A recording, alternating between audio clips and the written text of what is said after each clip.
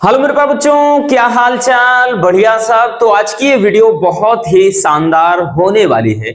आज के इस वीडियो में हम देखने वाले हैं फिजिक्स के पिछले 5 सालों में सबसे ज्यादा पूछे जाने वाले ऑब्जेक्टिव क्वेश्चन को। ये सारे के सारे क्वेश्चन बच्चों हमने अनसाल्व से पिक किया है और इनको तैयार करना बहुत ही ज्यादा जरूरी है, क्योंकि बच्चों सारे के सारे जो क्वेश्चन है वो रिपीटेड क्वेश्चन है। तो चलिए हम देख लेते हैं संपूर्ण किताब के top 25 most important objective question को।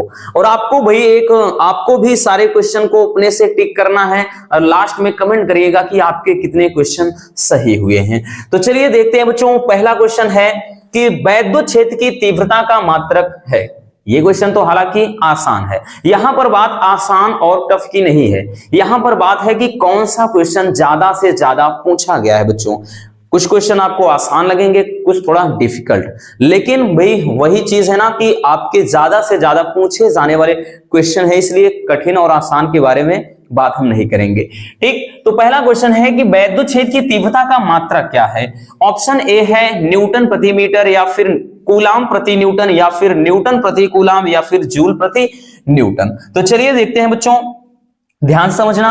आपका एक वैद्युत क्षेत्र की तीव्रता का जो मात्रक होता है, मतलब फार्मूला होता है बच्चों, E बराबर F अपान Q, ठीक, या Q नॉट होता है।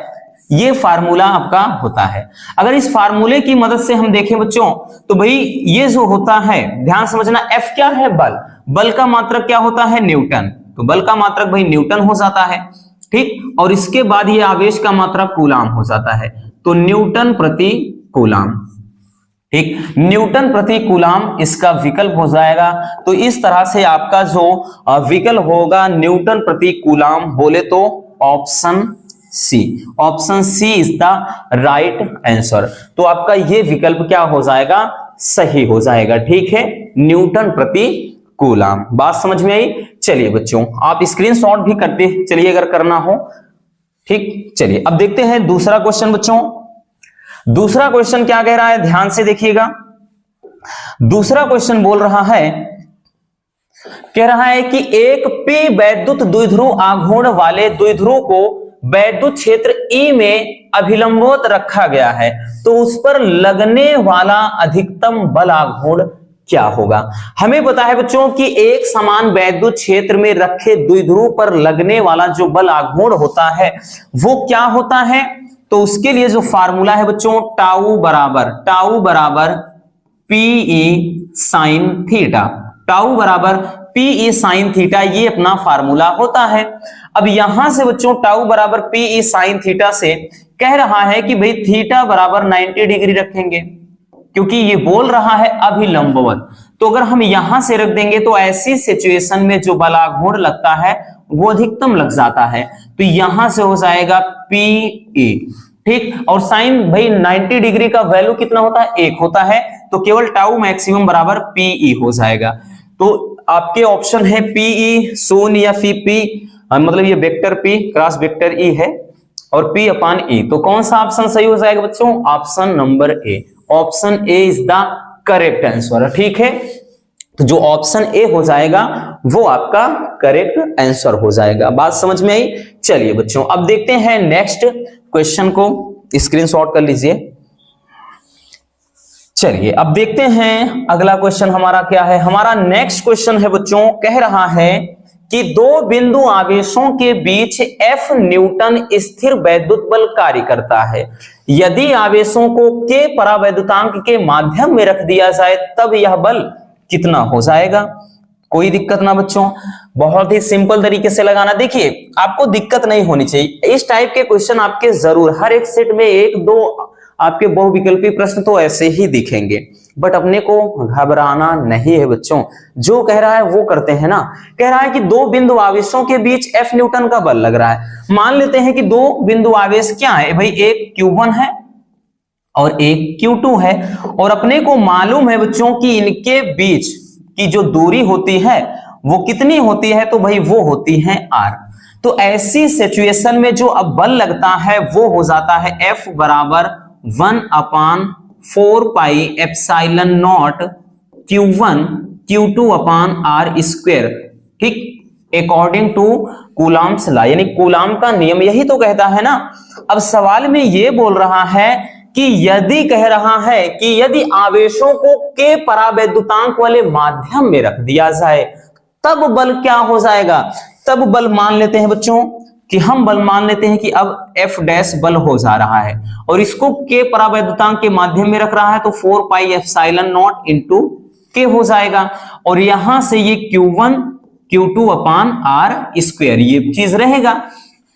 अगर हम गौर से देखेंगे बच्चों F डैश बराबर हम लिख सकते हैं, इसको पूरा का पूरा ध्यान समझिए 1 अपान 4 पाई एप्सिलॉन नॉट लिख सकते हैं और ये हो जाएगा Q1 Q2 अपान R स्क्वायर, ये इतना पूरा और इनटू का 1 अपान हम के ऐसे लिख सकते हैं या इसको आगे लिख दीजिए, कोई दिक्कत ना। अब एक चीज गौर से देखिएगा बच्चों, इतने बराबर क्या है, तो भाई इतने के बराबर हमने F ही तो माना है, तो इसको लिख सकते हैं कि F डैश बराबर भाई इतने की जगह पूरा F है और नीचे क्या है परावैद्युतांक K है, तो जो नया बल होगा वो कितना F अपान K। तो आपके ऑप्शन है K इंटू F या फिर K अपान F या फिर F अपान K। तो कौन सा विकल्प सही होगा बच्चों, तो ये आपका विकल्प हो जाएगा option D F upon K। F upon K is the right answer. बात समझ में आई ना। क्वेश्चन बहुत ही प्यारा सा है, बस आपको बस थोड़ा सा दिमाग लगाना है बच्चों और कुछ भी नहीं करना। इस टाइप के क्वेश्चन थोड़ा यूनिक होते हैं लेकिन आसान होते हैं, ठीक है। चलिए तो जल्दी से स्क्रीनशॉट कर लीजिए। चलिए बच्चों अब देखते हैं हम नेक्स्ट क्वेश्चन को। हमारा नेक्स्ट क्वेश्चन है, कह रहा है कि वैद्युत फ्लक्स का मात्रक है, तो वैद्युत फ्लक्स का मात्रक क्या है। ऑप्शन है वेबर या फिर वोल्ट प्रति मीटर या फिर वोल्ट मीटर या फिर न्यूटन प्रति कूलाम। तो भाई वैद्युत फ्लक्स का जो मात्रक है वो वोल्ट मीटर है, ठीक है ना। क्या है, वोल्ट मीटर। तो option C is the right answer. Clear हो गया। चलिए बच्चों अगला क्वेश्चन देखते हैं हम। हमारा नेक्स्ट क्वेश्चन क्या है, क्वेश्चन नंबर 5 कह रहा है कि एक इलेक्ट्रॉन को दूसरे इलेक्ट्रॉन के अधिक समीप लाने पर निकाय की विद्युत स्थितिज ऊर्जा क्या होगी। ठीक, ऑप्शन है घटती है, बढ़ती है, उतनी ही रहती है या शून्य हो जाती है। जाहिर सी बात है बच्चों, जब हम इलेक्ट्रॉन को एक दूसरे के करीब लाएंगे तो दूरी घटेगी और जब दूरी घटेगी बच्चों तो स्थितिज ऊर्जा क्या हो जाएगी भाई, बढ़ जाएगी। तो स्थितिज ऊर्जा बढ़ती है, यानी option B is the right answer. Clear हो गया। चलिए बच्चों अब देखते हैं हम नेक्स्ट क्वेश्चन को। हमारा नेक्स्ट क्वेश्चन क्या कह रहा है, कह रहा है कि एक समान वैद्युत क्षेत्र में E में, एक समान वैद्युत क्षेत्र E में रखे P द्विध्रुव आघूर्ण वाले वैद्युत द्विध्रुव को 90 अंश से घुमाने में किया गया कार्य क्या होगा। ऑप्शन है Pe/2 या 2Pe या फिर Pe या फिर √2Pe। चलिए देखते हैं, इसमें ध्यान से देखिए बच्चों क्या बोल रहा है, कार्य पूछ रहा है ना। कह रहा है कि एक समान वैद्युत क्षेत्र E में P द्विध्रुव आघूर्ण वाला कोई वैद्युत द्विध्रुव रखा है, उसे 90 अंश कोण जब घुमा देंगे हम तो कार्य कितना होगा। तो बच्चों इसके लिए जो फार्मूला होता है W बराबर होता है Pe1 - cos थीटा। कुछ याद आया फार्मूला देख के, इस फार्मूले की मदद से हम इसको ज्ञात करते हैं। तो यहां से एक चीज और दे दिया है बच्चों, जो थीटा बराबर दिया है वो कितना दिया है 90 डिग्री। थीटा बराबर कितना 90, तो ये W बराबर हो जाएगा Pe और 1 माइनस ये cos 90 डिग्री हो जाएगा। ठीक, तो W बराबर हो जाएगा बच्चों Pe और उसके बाद 1 माइनस cos 90 डिग्री का मान कितना 0 हो जाता है भाई। तो W बराबर ओनली क्या आ जाएगा Pe। तो W बराबर Pe, यही क्या हो जाएगा हमारा आंसर होगा। तो Pe कौन सा है भाई, कौन सा विकल्प, तो विकल्प सी, ऑप्शन सी यानी Pe। ठीक है ना, option C is the right answer.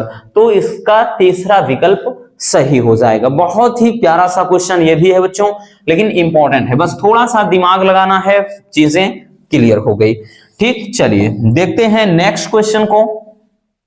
हमारा नेक्स्ट क्वेश्चन क्या बोल रहा है कि किसी मतलब चालक की प्रतिरोधकता व चालकता का गुणनफल निर्भर करता है, किस पर निर्भर करता है? ऑप्शन है अनुप्रस्थ काट के क्षेत्रफल पर, या फिर ताप पर, या फिर लंबाई पर, या फिर किसी पर नहीं। जाहिर सी बात है बच्चों, इसको कई बार बताए हैं, पदार्थ के की लंबाई पर निर्भर करता है। ठीक, option C is the right answer. ठीक है ना, लंबाई पर निर्भर करेगा। चलिए देखते हैं नेक्स्ट क्वेश्चन को। हमारा नेक्स्ट क्वेश्चन है बच्चों क्वेश्चन नंबर 8। क्वेश्चन नंबर 8 क्या कह रहा है, ध्यान से देखिए। बोल रहा है कि यदि किसी चालक तार की लंबाई खींचकर दोगुनी कर दी जाए तो उसका नया प्रतिरोध क्या होगा? तो हमने एक फार्मूला बताया था बच्चों आपको, ठीक, मतलब नया प्रतिरोध कितना हो जाएगा। ऑप्शन है 2 गुना, 4 गुना, 16 गुना या फिर 8 गुना। तो एक फार्मूला बताया था कि भाई नया प्रतिरोध बराबर, ठीक, नया प्रतिरोध बराबर, फार्मूला याद रख लेना बच्चों, इस पे न्यूमेरिकल भी पूछता है, n² गुणे पुराना प्रतिरोध। ठीक, पुराना प्रतिरोध, n क्या है? तो लंबाई की बात करता है, जितना खींचकर लंबाई किया जाए। ठीक, मान लेते हैं कि भाई नया प्रतिरोध r डैश हो है, तो नया प्रतिरोध बराबर n², लंबाई कितनी गुना कर रहा है? 2 गुना, तो भाई 2 का स्क्वायर, और पुराना प्रतिरोध मान लेते हैं r है। ठीक, तो r डैश बराबर कितना? 4r। ठीक, तो यहां से साफ साफ दिख रहा है बच्चों कि जो नया प्रतिरोध है, जो नया प्रतिरोध है वो क्या है भाई? पुराने प्रतिरोध का 4 गुना हो जाता है। तो ऑप्शन बी यानी 4 गुना, तो ऑप्शन बी क्या हो जाएगा? इसका सही विकल्प हो जाएगा। ठीक है, चलिए स्क्रीनशॉट करना हो कर लीजिए। चलिए बच्चों अब देखते हैं नेक्स्ट क्वेश्चन को हम। हमारा नेक्स्ट क्वेश्चन क्या है? ये भी बहुत ही प्यारा सा क्वेश्चन है कि चुंबकीय क्षेत्र की तीव्रता का मात्रक क्या होता है।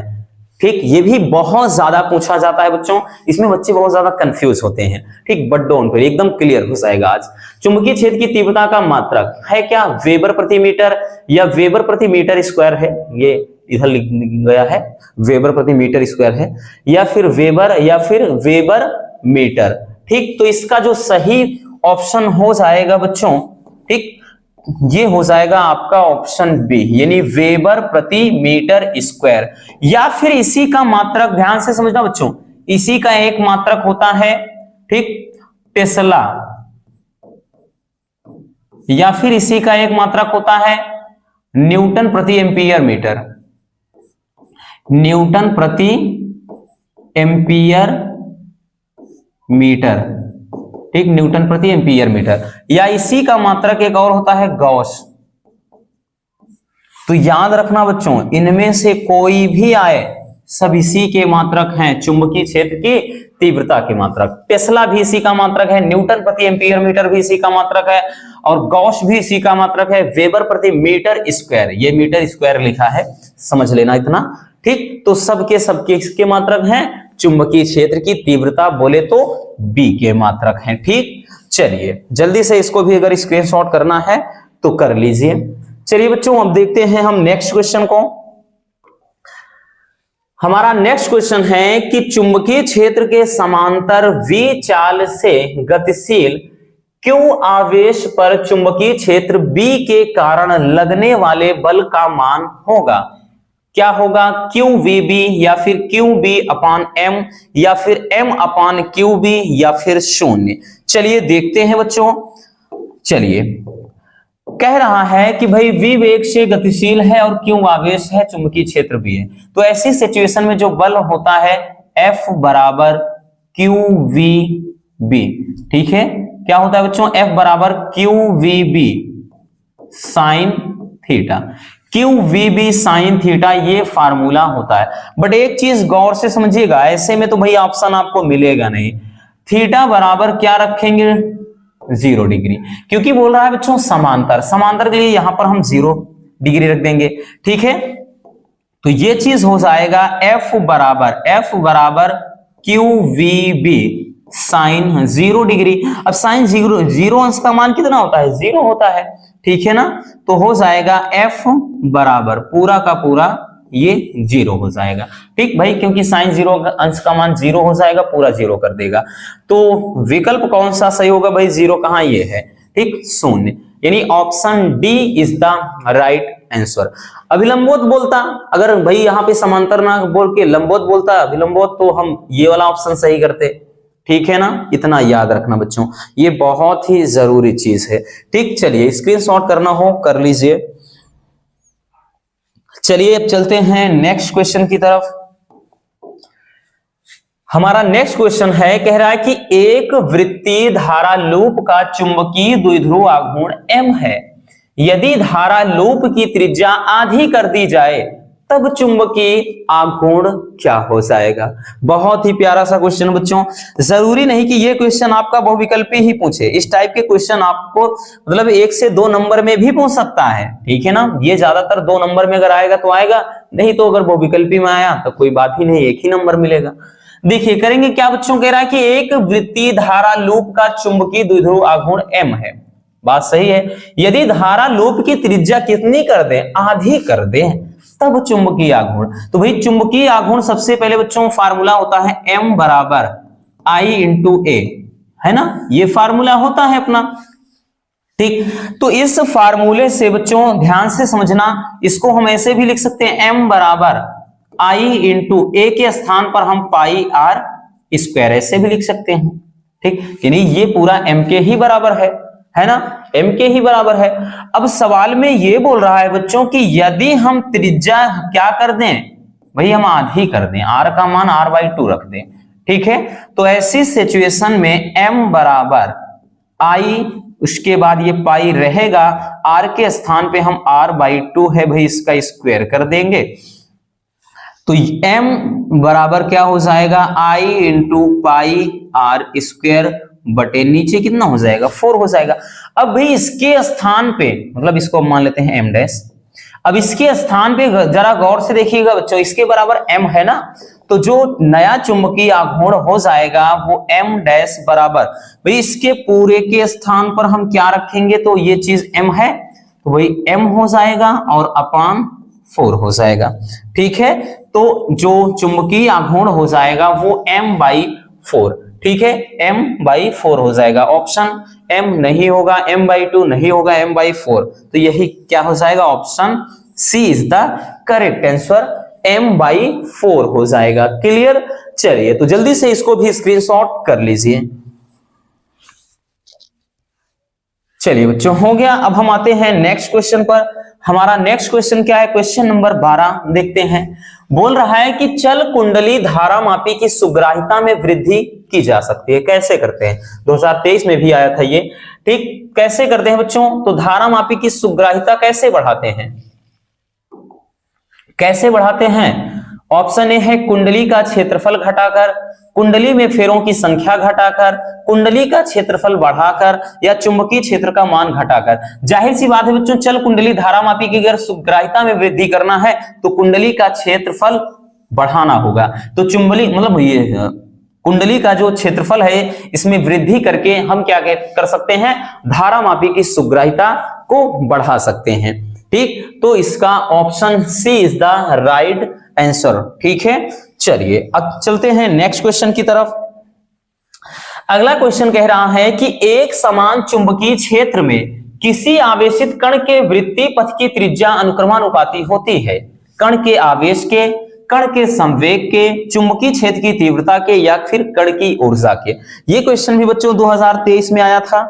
चलिए देखते हैं। कह रहा है कि चुंबकीय क्षेत्र में आवेशित कण के वृत्तीय पथ की त्रिज्या किस पर मतलब किसके अनुक्रमानुपाती होती है? तो त्रिज्या, तो सबसे पहले जब भी किसी, भाई कह रहा है कि एक समान चुंबकीय क्षेत्र में जब कोई कण गति कर रहा होता है, ठीक है, तो हम त्रिज्या या फिर चुंबकीय उसके जैसे कोई पथ है बच्चों, तो इस पथ की जो रेडियस है यानी त्रिज्या है वो क्या होती है? तो भाई r बराबर फार्मूला होता है r बराबर mv अपान QB, mv अपान QB, ये फार्मूला होता है। अब हमें पता है बच्चों, ध्यान से समझना, r बराबर mv के स्थान पे क्या लिख सकते हैं? चूंकि हमें पता है p बराबर m इंटू v भी होता है, संवेग बराबर क्या, द्रव्यमान गुणे वेग होता है। तो r बराबर इसके स्थान पे हम बच्चों p लिख सकते हैं, p अपान हम q b ऐसे लिख सकते हैं। अब इस फार्मूले में अगर हम एक चीज देखें बच्चों, तो जो त्रिज्या है ये p के अनुक्रमानुपाती है। p है क्या बच्चों, संवेग है, ठीक, p क्या है, संवेग है।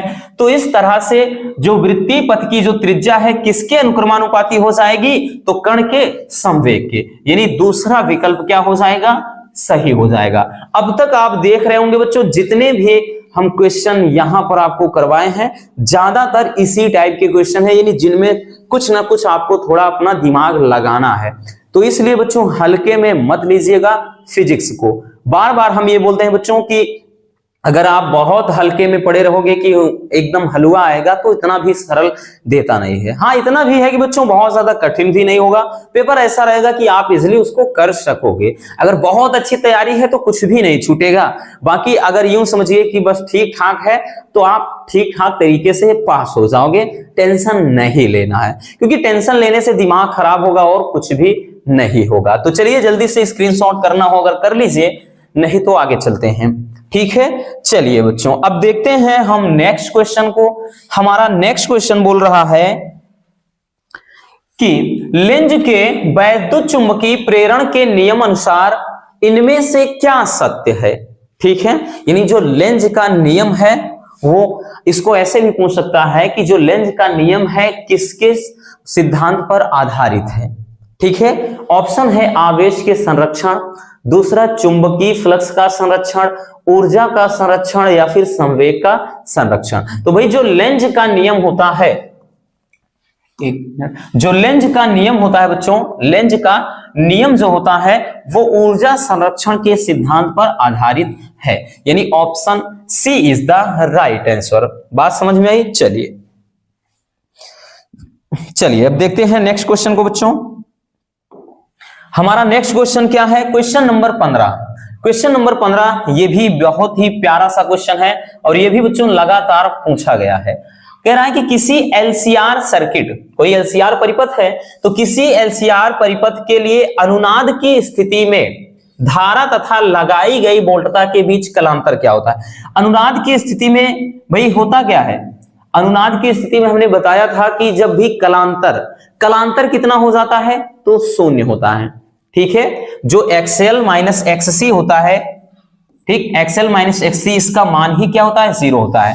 तो ये जो कलांतर होता है भाई, वो कलांतर कितना हो जाता है, 0। तो ऑप्शन है पाई/2 या फिर पाई/4 या फिर 0। तो इसका जो विकल्प डी होगा सही हो जाएगा। बहुत ही ज्यादा इंपॉर्टेंट है बच्चों, इसलिए इसको अपने अच्छे से दिमाग में स्टोर कर लेना, ठीक है ना। दिमाग में अच्छे से इसको स्टोर कर लीजिए, अगर आ गया तो भाई भूलना नहीं है, ठीक। चलिए बच्चों देखते हैं नेक्स्ट क्वेश्चन की तरफ।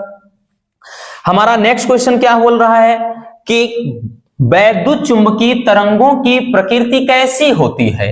ऑप्शन ए है अनुप्रस्थ या फिर अनुदैर्ध्य या फिर ए और बी दोनों या फिर इनमें से कोई नहीं। तो जो वैद्युत चुंबकीय तरंगों की नेचर होती है बच्चों वो अनुप्रस्थ, यानी वैद्युत चुंबकीय जो तरंगे हैं अनुप्रस्थ तरंगों की भांति व्यवहार करती हैं या अनुप्रस्थ तरंगों की तरह आगे चलती हैं, यानी माध्यम में संचरित होती हैं। बात समझ में आई। चलिए बच्चों देखते हैं नेक्स्ट क्वेश्चन की तरफ।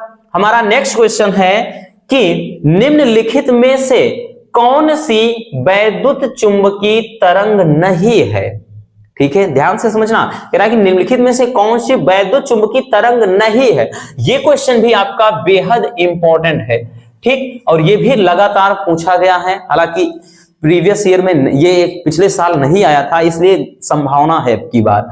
तो भाई कौन सी वैद्युत चुंबकीय तरंग नहीं है। ऑप्शन ए है अल्फा किरणें, या फिर ऑप्शन बी है गामा किरणें, या फिर ऑप्शन सी है अवरक्त किरणें, या फिर एक्स किरणें। तो ध्यान से समझना बच्चों, इसमें अगर हम बात करें तो गामा किरणें, अवरक्त किरणें, एक्स किरणें सबके सब वैद्युत चुंबकीय तरंगे हैं।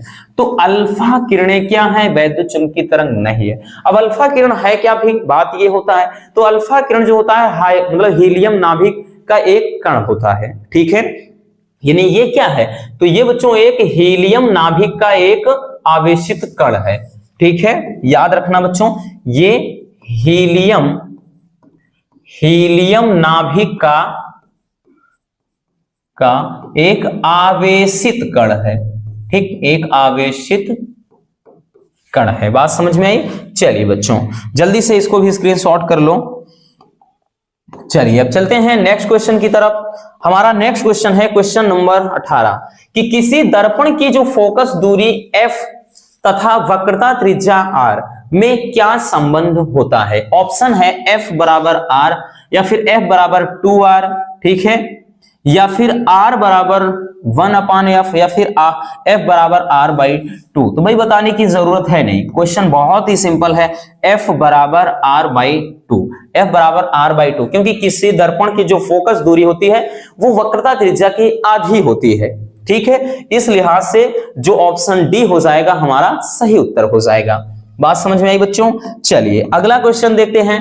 नेक्स्ट क्वेश्चन है कि दो लेंस जिनकी क्षमताएं 5 डायोप्टर तथा -3 डायोप्टर हैं संपर्क में रखे हैं तो संयुक्त लेंस की फोकस दूरी क्या हो जाएगी। तो भाई इसको चलिए सॉल्व करते हैं। तो क्षमताएं बच्चों, दो क्षमताएं दिया है, P1 बराबर यूं समझिए 5 डायोप्टर दे दिया है, और P2 बराबर यूं देखिएगा -3 डायोप्टर दे दिया है। लेंस की क्षमताएं, तो हम संयुक्त लेंस की क्षमता निकाल लेते हैं, P बराबर P1 प्लस P2। तो इस लिहाज से क्या हो जाएगा बच्चों, P बराबर, भाई P1 का मान 5 है, ये प्लस माइनस माइनस ही रहेगा, तो P बराबर 2 डायोप्टर। ये लेंस की क्षमता, बट लेंस की क्षमता नहीं पूछ रहा है, पूछ रहा है कि फोकस दूरी क्या है। तो भाई फोकस दूरी होता है फार्मूला P बराबर 100/f। ठीक, जब सेंटीमीटर में दिया हो तो ये, नहीं तो एक ऊपर रखते हैं, 1 मीटर में 100 सेमी होता है, तो या f बराबर हम इसको 100/p लिख सकते हैं बच्चों। तो इसके द्वारा हम क्या करेंगे, ठीक, यानी 100 यहां ऊपर रखेंगे, p का मान हमने ऑलरेडी निकाल रखा है कितना, 2 डायोप्टर, तो इसको कट करेंगे तो आ जाएगा 50। तो जो f का मान आया बच्चों कितना आ गया, वो आया 50 सेंटीमीटर। तो आपके ऑप्शन है 50 सेंटीमीटर, 75, 25, 20, तो भाई यही हो जाएगा, आगे जाने की क्या जरूरत है। ठीक, तो इस तरह से क्या हो जाएगा, फोकस दूरी हमारा 50 सेंटीमीटर हो जाएगा। क्लियर? चलिए बच्चों अब चलते हैं नेक्स्ट क्वेश्चन की तरफ। हमारा नेक्स्ट क्वेश्चन क्या है, नेक्स्ट क्वेश्चन और भी ज्यादा लाजवाब है। नेक्स्ट क्वेश्चन है कि f फोकस दूरी का उत्तल लेंस 2f फोकस दूरी वाले अवतल लेंस के संपर्क में रखा है, तो लेंस की मतलब संयुक्त लेंस की फोकस दूरी क्या हो जाएगी। आपके ऑप्शन है -2f plus 2f plus 3f या प्लस 2f/3। देखिए बच्चों, एक उत्तल लेंस है, एक अवतल लेंस, दोनों पास पास रखे हैं। ठीक, मतलब जो उत्तल लेंस है उसकी फोकस दूरी कितना है, f। ध्यान से समझना बच्चों, उत्तल लेंस की जो फोकस दूरी है वो f है, और जो अवतल लेंस है बच्चों, अवतल लेंस की जो फोकस दूरी है वो 2f है। तो ये भाई माइनस में हो जाएगा 2f। ध्यान देना, एक जब अवतल है दूसरा उत्तल, तो संयुक्त लेंस की जो फोकस दूरी हो जाएगा 1/f बराबर 1/f1 प्लस 1/f2। ठीक, इस फार्मूले की मदद से हम इजिली निकाल पाएंगे। ठीक है, चलिए बच्चों, तो 1/f बराबर 1 ये f ही रहेगा, ये माइनस का 1/2f। भाई एलसीएम ले लेते हैं ना, तो 1/f बराबर बच्चों एलसीएम ले लेते हैं, 2f हो जाएगा एलसीएम। ठीक है, तो ये 2 1 कम 2 हो गया, माइनस 1 1 कम 1 हो गया, तो 1/f बराबर तो 1/2f हो जाएगा। या फिर इसको ऊपर ले जाएंगे, f बराबर, भाई जब इसको ऊपर ले जाएंगे ये प्लस का 2f आएगा। ठीक है, यानी प्लस में है तो यहां प्लस लिखने की जरूरत है नहीं, लेकिन ऑप्शन में आपका भाई चिन्ह के अकॉर्डिंग है, तो इसलिए हमको प्लस f भाई लिखना पड़ेगा। तो ऑप्शन -2f नहीं होगा, प्लस 2f यही हो जाएगा, आगे जाने की कोई जरूरत नहीं है। ठीक, यानी जो संयुक्त लेंस की फोकस दूरी हो जाएगी बच्चों वो प्लस का 2f हो जाएगा। तो इसको बच्चों 2 नंबर में भी न्यूमेरिकल की तरह पूछ सकता है, या 1 नंबर में जो अति लघु उत्तरी होता है उसमें पूछ सकता है, नहीं तो भाई ऑब्जेक्टिव में भी पूछ सकता है। तो ये क्वेश्चन यूं मत समझिएगा कि भाई केवल ये आपके बहुविकल्पी प्रश्न तक ही सीमित है, ये क्वेश्चन आपके 2 नंबर 1 नंबर में भी पूछ सकता है। तो चलिए जल्दी से इसको स्क्रीनशॉट कर लीजिए। चलिए बच्चों, अब देखते हैं क्वेश्चन नंबर 21 को। क्वेश्चन नंबर जो 21 है ये बहुत ही ज्यादा इंपॉर्टेंट है। ये भी बच्चों आपके लॉन्ग में यानी 2 नंबर वाले में, कभी कभार 3 नंबर में पूछ लेता है, ठीक। लेकिन यहां पर तो बहुविकल्पी में पूछा गया है, ठीक। क्वेश्चन है कि यदि प्रिज्म का प्रिज्म कोण तथा अल्पतम विचलन कोण बराबर हो, ठीक, दोनों आपस में बराबर हो, तो प्रिज्म के पदार्थ का पूर्णांक क्या होगा। आपके ऑप्शन है 2 cos a by 2, cos a या फिर cos a by 2। चलिए क्वेश्चन के अकॉर्डिंग हम काम करते हैं बच्चों। क्वेश्चन में ये बोल रहा है कि जो प्रिज्म कोण है a और जो न्यूनतम विचलन कोण है डेल्टा m, दोनों आपस में बराबर हैं, ठीक। तो हमें क्या पूछ रहा है भाई, हमसे कह रहा है कि पूर्णांक यानी n का मान क्या हो जाएगा। तो फार्मूला हमारा होता है n बराबर क्या होता है बच्चों, sine a plus delta m। अब डेल्टा m की जगह a हम रख सकते हैं क्योंकि दोनों आपस में बराबर हैं, बाई 2 हो जाएगा और अपान साइन a बाई 2, ये फार्मूला होता है, ठीक। a प्लस डेल्टा m होता है तो डेल्टा m की जगह पर हम a लिख सकते हैं, वो क्वेश्चन में बोल रहा है, ठीक। तो n बराबर कितना हो जाएगा बच्चों, तो हो जाएगा साइन 2a अपान 2, ठीक, 2a upon 2 sine a by 2। तो ये कैंसिल हो गया, इससे ये कैंसिल हो जाएगा। तो यहां पर बचा क्या बच्चों, तो यहां पर n बराबर भाई साइन a हो गया, n बराबर साइन a अपान नीचे क्या बचा साइन a बाई 2, ठीक। तो फार्मूला रखते हैं बच्चों, फार्मूला हमारा साइन a बराबर होता है 2 sine a by 2 upon into cos a by 2 और अपान कितना हो जाएगा साइन a बाई 2। याद रखना बच्चों ये फार्मूला कहां से आया, आपका ट्रिग्नोमेट्री में एक फार्मूला होता है साइन थीटा बराबर 2 sine theta by 2 into cos theta by 2। इस वजह से हमने ये लिखा, ये फार्मूला है आपका, ठीक है, ये क्या है, एक फार्मूला है। तो यहां से हमने इसको लिखा। अब साइन a बाई 2 से a बाई 2 कैंसिल हो गया और जो अपना आंसर हो जाएगा n बराबर 2 cos a by 2 cos a by 2, यही हमारा आंसर हो जाएगा। तो इस तरह का विकल्प कोई दिख रहा है बच्चों, 2 cos a नहीं होगा, 2 cos a बाई 2 cos, हाँ यही तो है option B, 2 cos a by 2 is the right answer. तो ऑप्शन जो बी हो जाएगा वो इसका सही विकल्प हो जाएगा। चलिए जल्दी से स्क्रीनशॉट कर लीजिए। हो गया बच्चों। चलिए आते हैं नेक्स्ट क्वेश्चन पर। हमारा नेक्स्ट क्वेश्चन है कि यदि किसी कण का संवेग 2 गुना कर दिया जाए तो इसकी डी ब्रोगली तरंग दैर्घ्य क्या हो जाएगी। ऑप्शन ए अपरिवर्तित, 4 गुनी, 2 गुनी या फिर आधी। चलिए देखते हैं भाई, ऐसे तो नहीं बता सकते हैं क्या होगा। बोल रहा है कि यदि कण का संवेग 2 गुना यानी जो p का मान है उसको क्या कर दें, 2 गुना कर दें, ठीक है ना, ये क्या करना है 2 गुना है। तो डी ब्रोगली तरंग दैर्घ्य, तो भाई डी ब्रोगली तरंग दैर्घ्य का फार्मूला होता है लेमडा बराबर, ठीक, लेमडा बराबर h अपान p, ये फार्मूला होता है, ठीक, लेमडा बराबर h अपान p होता है। लेकिन संवेग को क्या कह रहा है भाई, संवेग के बारे में ये बोल रहा है कि यदि हम संवेग, ठीक, यदि हम संवेग को 2 गुना कर दें यानी 2p कर दें, ठीक, मतलब यहां पर क्या बोल रहा है, संवेग को 2 गुना, तो हम 2p कर देते हैं, ठीक है। तो 2p सब कर देंगे बच्चों, तो एक चीज ध्यान देना, इतने बराबर कुछ है ना, इतने h अपान p बराबर तो लेमडा है, ठीक, तो ये हो जाएगा लेमडा डैश, इसको लेमडा डैश मान लेते हैं, लेमडा डैश बराबर इसके स्थान पे पूरा का पूरा भाई इसके स्थान पे लेमडा हो गया और नीचे कितना है 2 है, ठीक, तो लेमडा बाई 2। इसका मतलब डी ब्रोगली जो तरंग दैर्घ्य होगा वो कितना हो जा रहा है भाई 1/2 यानी आधा हो जा रहा है। इस लिहाज से हमारा विकल्प कौन सा होगा, अपरिवर्तित, 4 गुनी, 2 गुनी, आधी, ठीक, यानी ऑप्शन डी क्या हो जाएगा बच्चों, इसका सही विकल्प हो जाएगा। तो देखिए बस थोड़ा थोड़ा दिमाग लगाना है बच्चों, टेक्निकल है, बस थोड़ा सा दिमाग लगाइए, फटाक से आंसर। और यही बच्चे एग्जाम में क्या करते हैं, बोलते हैं यार बहुत ज्यादा टफ पेपर आया था, कुछ भी टफ नहीं होता है, बस थोड़ा दिमाग आपको लगाना पड़ेगा बच्चों, ये हम बार बार बोलते हैं, नहीं तो वही होगा कि भाई तुक्का मारोगे और तुक्के से काम होने वाला है नहीं। ये इस टाइप के क्वेश्चन है कि बिना थोड़ा अपना दिमाग लगाए कुछ आप कर ही नहीं सकते। चलिए बच्चों नेक्स्ट क्वेश्चन, हमारा नेक्स्ट क्वेश्चन क्या कह रहा है कि हाइड्रोजन परमाणु के मूल ऊर्जा स्तर में इलेक्ट्रॉन का कोणीय संवेग क्या होगा। बहुत ही प्यारा सा क्वेश्चन है और काफी ज्यादा इंपॉर्टेंट है।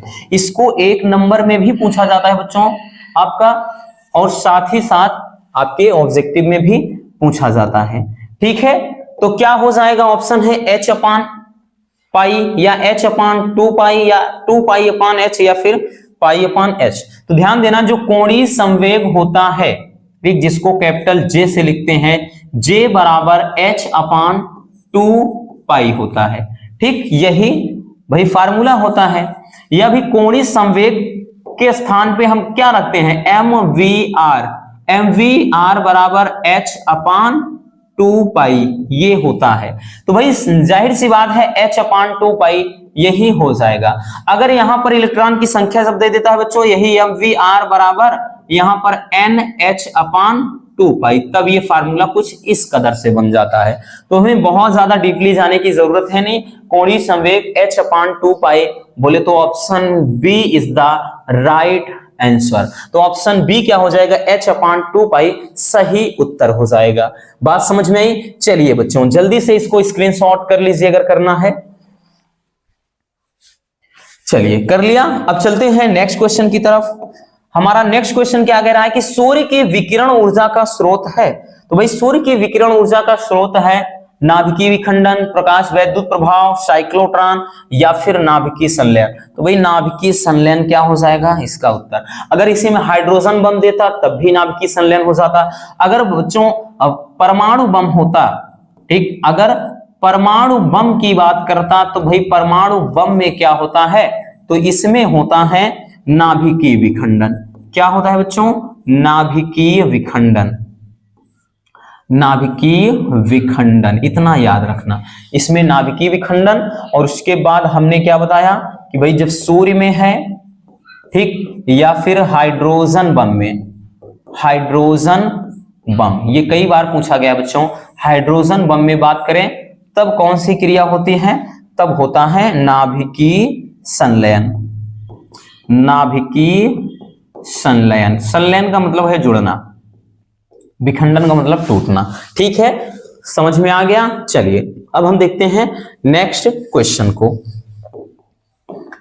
हमारा नेक्स्ट क्वेश्चन है कि पी टाइप अर्धचालक में बहुसंख्यक आवेशवाहक क्या होते हैं। इसको तो अब की बार ही नहीं बच्चों, हर साल बहुत ही ज्यादा पूछा जाए। बहुत ही ज्यादा का मतलब लगभग हर एक सेट में इससे रिलेटेड क्वेश्चन घुमा फिरा कर दे ही देगा। ठीक, तो पूछ रहा है कि पी टाइप अर्धचालक में बहुसंख्यक आवेशवाहक क्या होते हैं। ऑप्शन ए है कोटर, इलेक्ट्रॉन और कोटर दोनों, इनमें से कोई नहीं। तो पी टाइप अर्धचालक में जो बहुसंख्यक आवेशवाहक होता है वो होता है कोटर। ठीक, अब एक चीज समझिएगा, थोड़ा गौर से देखिएगा बच्चों, चीजें एकदम क्लियर हो जाएंगी। अगर पी टाइप में पूछे, पी टाइप अर्धचालक में पूछे बच्चों, तो पी टाइप में आपका बहुसंख्यक जो आवेशवाहक होता है, तो बहुसंख्यक में होता है कोटर, बहुसंख्यक में कोटर। और अल्पसंख्यक में क्या होता है, अल्पसंख्यक में इलेक्ट्रॉन होते हैं, इलेक्ट्रॉन होते हैं। लेकिन अगर पूछ लिया जाए बच्चों एन टाइप में पूछ लिया जाए, तब एन टाइप अर्धचालक में, तो भाई एन टाइप में ध्यान से समझना बच्चों, एन टाइप अर्धचालक में आपका जो बहुसंख्यक होते हैं, बहुसंख्यक आवेश जो वाहक होते हैं वो इलेक्ट्रॉन हो जाते हैं। ठीक, एन टाइप में बहुसंख्यक आवेश वाहक इलेक्ट्रॉन, और जो अल्पसंख्यक होता है, ठीक, अल्पसंख्यक में कोटर होते हैं। इतना याद रखना, दोनों में अपोजिट चलता है। ठीक, पी टाइप अर्धचालक में बहुसंख्यक जो आवेश वाहक होते हैं वो कोटर होते हैं, ठीक, अल्पसंख्यक इलेक्ट्रॉन होते हैं। लेकिन एन टाइप अर्धचालक में बहुसंख्यक जो वाहक होते हैं वो इलेक्ट्रॉन होते हैं और अल्पसंख्यक कोटर होते हैं। तो इस चीज को अच्छे से समझ लेना बच्चों, ये बेहद जरूरी है, ठीक, क्योंकि इससे रिलेटेड क्वेश्चन जरूर पूछा जाएगा। वैसे भी ये चैप्टर ही बहुत ज्यादा छोटा है, तो लगभग इसी से रिलेटेड घुमा फिरा कर पूछता है, क्योंकि 2 से 4 टॉपिक तो इसको हटा दिया है पिछले साल में जो था, आपकी बार वो नहीं पढ़ना है। तो आज के इस वीडियो में इतना है। आपके कितने क्वेश्चन सही हुए कमेंट जरूर करिएगा। बाकी आज की ये क्लास कैसी लगी बच्चों जरूर बताइएगा। मिलते हैं किसी और ऐसे शानदार टॉपिक के साथ। अगर वीडियो पसंद आई हो तो प्यार से एक लाइक जरूर कर देना, और नए हैं तो चैनल को सब्सक्राइब जरूर कर लीजिए। Love you, bye bye, take care. और हाँ, एक प्यारा सा कमेंट करना बिल्कुल मत भूलिएगा।